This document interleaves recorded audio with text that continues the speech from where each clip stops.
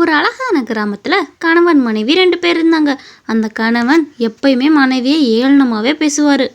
குழந்தைகளா, இப்போ உட்காந்து நல்லா படிக்கணும், சரியா? ஏமோ, வீடெல்லாம் இப்படி அலங்கோலமாக கிடக்குது. நீ வீட்டில் சும்மா தானே இருக்கிற. இந்த வீட்டை சுத்தம் பண்ணால் குறைஞ்சா போயிடுவ. ஏங்க, இப்போ தாங்க சமைச்சு முடித்தேன். குழந்தைங்களுக்கு சொல்லி கொடுத்துட்டு கூட்டலான்னு நினச்சிங்க. என்னமோ பண்ணு, வீட்டில் இப்படி ஒரு வேலையும் பார்க்காத அப்படின்னு அவளோட கணவர் எப்போ பார்த்தாலும் சும்மா இருக்கேன்னு சொல்லியே திட்டுவார். சரி, நீங்கள் 2 பேரும் உட்காந்து படிங்க, அம்மா வீடு கூட்டிகிட்டு வந்துடுறேன். உடம்பு வலிக்குதுன்னு கொஞ்ச நேரம் அவள் தூங்கிட்டு இருந்தா. இந்தம்மா எந்திரி முத. வீட்டில் அவ்வளோ வேலை கிடக்குது, வந்து இங்கே வெட்டியாக தூங்கிக்கிட்டு இருக்கிற. எந்திரி. ஏங்க, எதுக்குங்க இப்போ கத்திட்டு இருக்கீங்க? நான் எல்லா வேலையும் முடிச்சுட்டு தானே வந்தேன். நீ என்ன வேலை செய்கிற? வீட்டில் எந்த வேலையும் செய்கிறதில்ல, துணி எல்லாம் அப்படியே இருக்குது. போய் முத உக்காந்து தவ. நீ இந்த வேலைக்கே இப்படி பண்ணுற. நாளாக போய் குளத்து மேட்லேயும் இறங்கி எப்படி வேலை பார்த்துட்டு வரேன் தெரியுமா? சும்மா உக்காந்துட்டு இருக்கிறதுக்கு ஏதாவது பண்ணலாம்ல. எப்போ பாரு இப்படி வெட்டியாகவே உக்காந்துருக்க. இல்லைன்னா தூங்குற, இல்லைன்னா குழந்தைகளுக்கு சொல்லித்தரேங்கிற.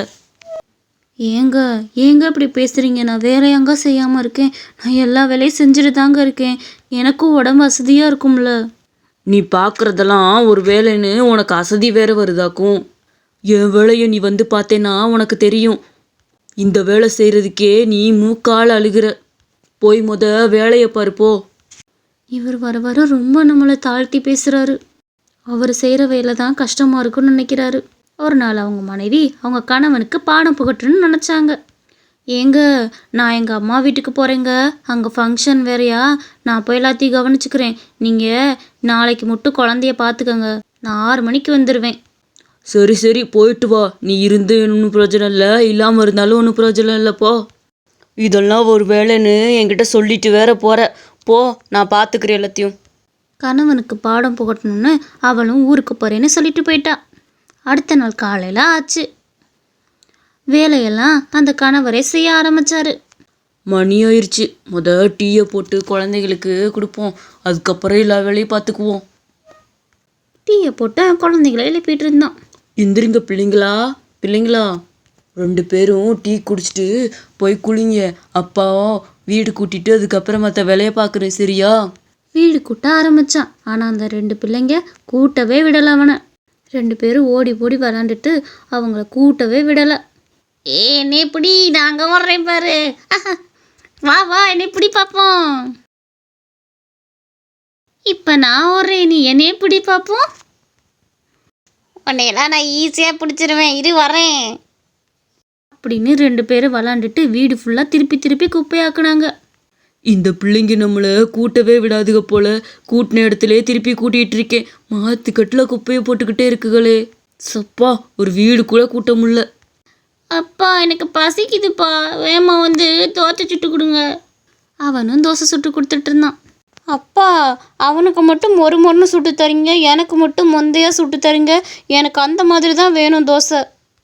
நான்லாம் கொடுக்க மாட்டேன்ப்பா, எனக்கு வந்த தோசையை தான் நான் சாப்பிடுவேன். உனக்கு மொறுன்னு சுட்டு தரலைன்னா நீ அப்பாவை கேட்டுக்கப்போ.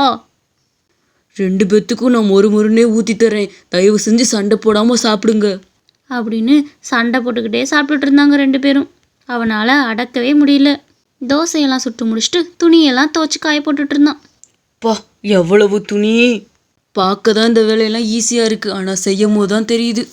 துணியெல்லாம் துவச்சி முடிச்சுட்டு பாத்திரத்தை கழுவுனான். எப்போ இந்த வேலையெல்லாம் சும்மா பார்க்குறதுக்கு ஈஸியாக இருக்குது, ஆனால் செய்கிறதுக்கு ரொம்ப கஷ்டம். உண்மையிலே அவள் பாவம்தான். அப்போ தான் அவளோட மனைவியோட அருமை அவனுக்கு புரிஞ்சுது. இத்தனை நாள் அவளை திட்டிட்டோம், செய்யும் போது தானே அதோட வழி தெரியுது. என்னங்க, நான் வந்துட்டேங்க. கொஞ்சம் லேட் ஆயிடுச்சு. அம்மா லேட்டாக போன்னு சொன்னாங்க. அதெல்லாம் இருக்கட்டுமா, என்னைய மன்னிச்சிரு. நான் நீ செய்கிற வேலையெல்லாம் ஈஸியாக இருக்கும் தான் நினச்சேன். அதெல்லாம் இன்னைக்கு ஒரு நாள் கூட என்னால் செய்ய முடியல. ஆனால் நீ தினம் எல்லாத்தையும் சமாளிச்சுக்கிட்டு இருக்க. 2 பேத்தையும் சண்டை போடாமல் பார்த்துக்கிட்டு சமைச்சிக்கிட்டு துணி துவைச்சு ரொம்ப கஷ்டம்தாம்மா உன் வேலை. நானாச்சும் ஒரே வேலையை எந்த தொந்தரவும் இல்லாமல் செய்கிறேன், ஆனால் நீ எல்லாத்தையும் சமாளிக்கணும். மன்னிச்சிருமா. பரவாயில்லைங்க, உங்களுக்கு புரியணும் தான் நான் இப்படி பண்ணனே. இப்போவாச்சும் புரிஞ்சுக்கங்க, எந்த வேலையுமே ஈஸி கிடையாது. அவளோட கணவருக்கு புரிய வச்சா.